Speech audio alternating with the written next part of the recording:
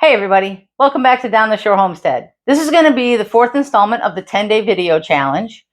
And today I'm going to talk to the young women of the younger generations as a Gen Z mother and woman, and my advice for you so that hopefully you don't make the same mistakes that I have growing up. And if you are a parent of a daughter and you have ideas that I don't talk about today, put them in the comments below. And if you're from an older generation and you have some ideas that I don't discuss in today's video, then please put them in the comments below as well, because we all need to learn from each other, from the experiences that we have already had, to prevent the younger generations from making the same mistakes.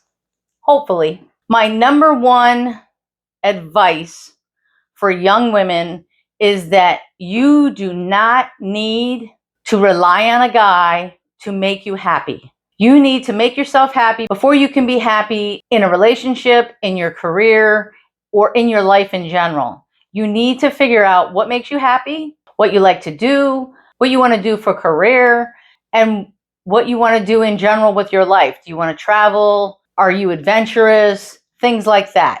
Figure out what makes you happy and then create a 5-year, 10-year plan and start with baby steps. Figure out whether you want to go to college. And if you don't have the backing to go to college, don't go to college just because people expect you to go to college. You don't have to go to college. Look at alternatives like certifications, trades.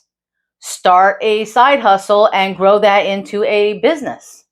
There are multiple ways of making money and having careers in your life now that my generation didn't have, or the generations before me.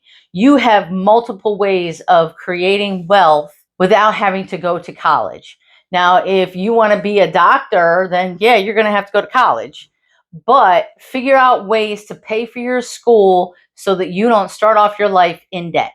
And don't forget, start with baby steps. So figure out what you need to do to buy the clothes that you need to start your career. What are the supplies that you need to start your side hustle? Figure out those baby steps and put them in a list. And once you start meeting your goals and you're happy, then you can look at trying to find your soulmate. And when I say soulmate, I mean it, because just because you think you might have fallen in love with somebody and have been intimate with them, that does not mean you're in love with them. I hate to say this, but intimacy and love are completely different. You might be attracted to somebody, but you might not be in love with them. You might just be infatuated with them. And that's a trap that I think girls fall into a lot.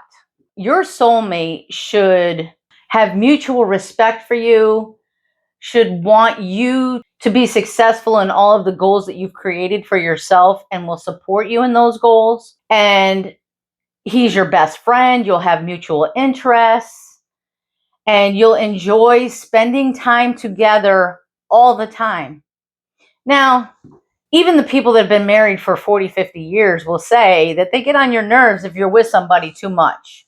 However, you should enjoy being with them. You should want to be with them. He should be your best friend, your biggest supporter. He should want to make you feel extra special because he loves you so much, he will do anything to make you happy. That doesn't mean that you should let him completely take care of you. You should be able to take care of yourself and not rely on a man to take care of you. And you should be strong enough to not let somebody treat you badly. Never let them physically abuse you or mentally abuse you. Your soulmate and your best friend and your hopefully future husband will treat you with respect and will do anything to make you happy. And you should feel the same way about him. You will do anything you can to make him happy, to make sure that he meets the goals that he set for himself, for his life, as well as yours. Basically, he will be your best friend, your biggest supporter, and you will both enjoy spending time together no matter what it is.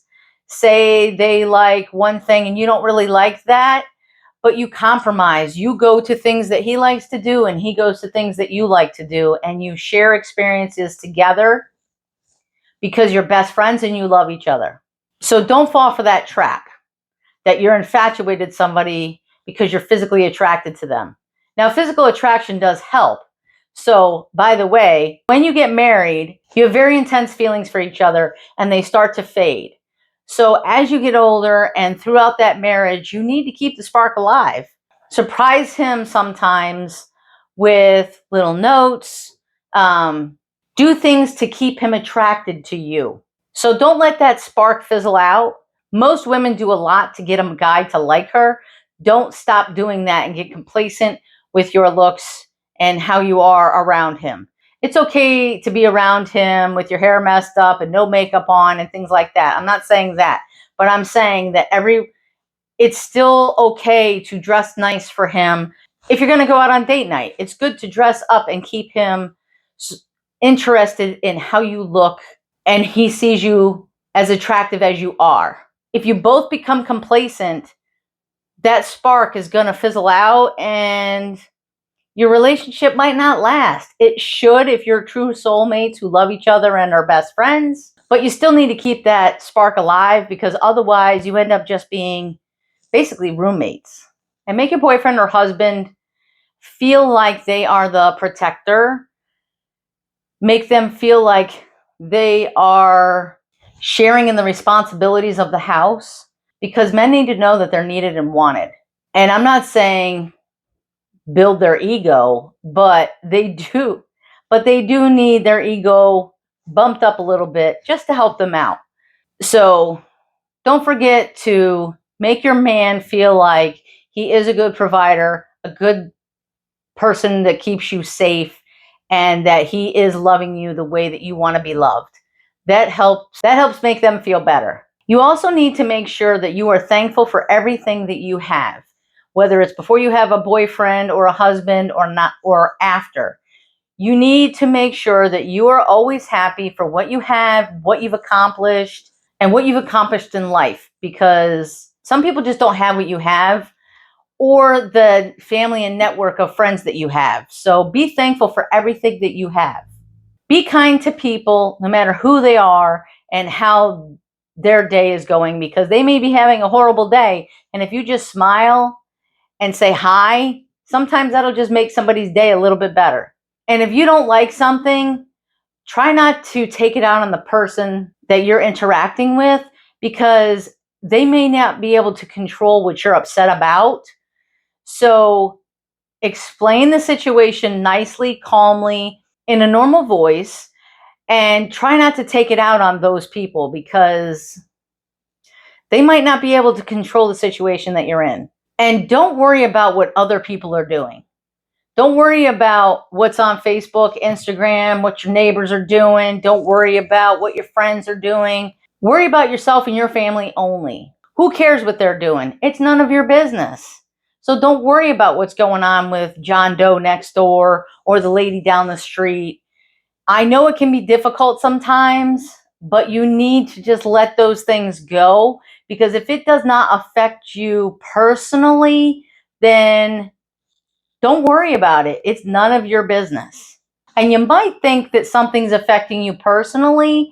Ask one of your family or friends if you're wrong, because you might be wrong.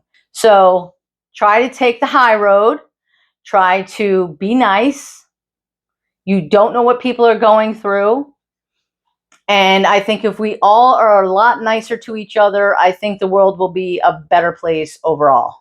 Don't be materialistic. Expensive clothing, expensive cars, big houses with in-ground pools, and these immaculately gorgeous yards. You don't need all that. All you need is your family to love you, your boyfriend, and hopefully your future husband to love you and cherish you, and maybe some children in the future. But you don't need to go getting all of these material things to put into your house, or these expensive earrings and rings and shoes and clothes to make yourself look better to everybody else in the world, because honestly, it's none of their business how you look, what you have at home, and what you spend your money on. It's none of their business. And I'm not telling you how to spend your money, but I am telling you that you should live frugally, because in reality, if you want to be like the most successful people in the world, they live frugally. They create generational wealth so that they can pass that on to their family and continue passing it on throughout the generations. And that's really what you should be looking at as well. If your parents haven't done that for you, you should absolutely set up a way to create generational wealth with your future husband so that you can give your children a better starting point in life.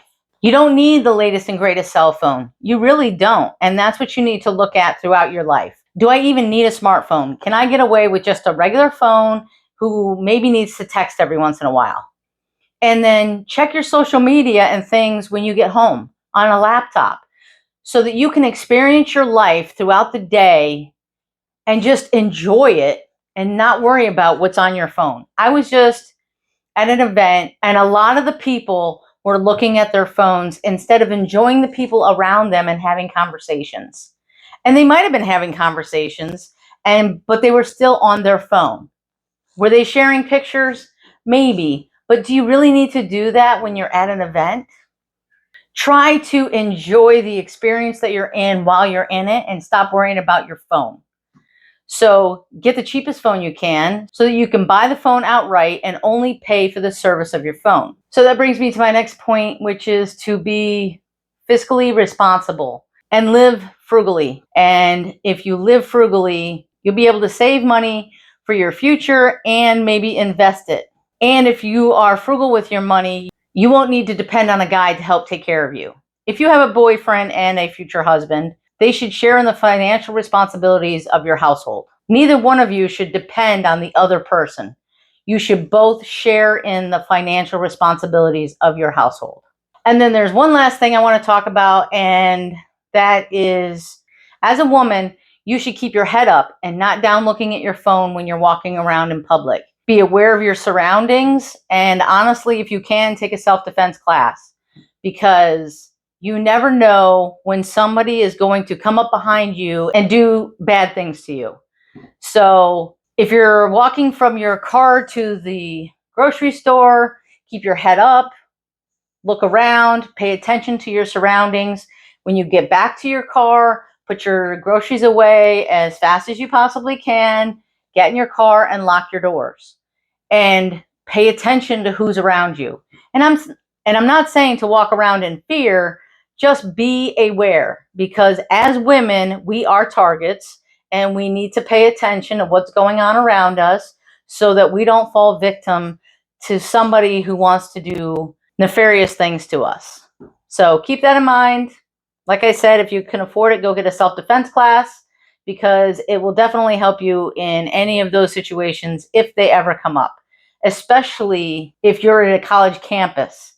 Please pay attention. And I heard that there are people that will walk with women from class to class if it's at night. So accept those services, because they definitely can help you out. So hopefully you all have gotten something from the advice that I have given you today. Again, if you're a parent or somebody from an older generation from me and I have forgotten anything, please put it in the comments below. Please give the video a thumbs up so that it gets pushed out for others to see. And if you haven't yet, hit the subscribe button, because again, this is only number 4 in the 10 video day challenge. So there's many more videos to come. I also have other videos on my channel that you might be interested in. Home remedies that are backed by science. I have cooking videos, so check them out. Hit subscribe. I would appreciate it. And Rocco would like to say, thanks for coming around and checking us out. And hopefully you'll learn from Mommy's advice. And hopefully we'll see you on the next video.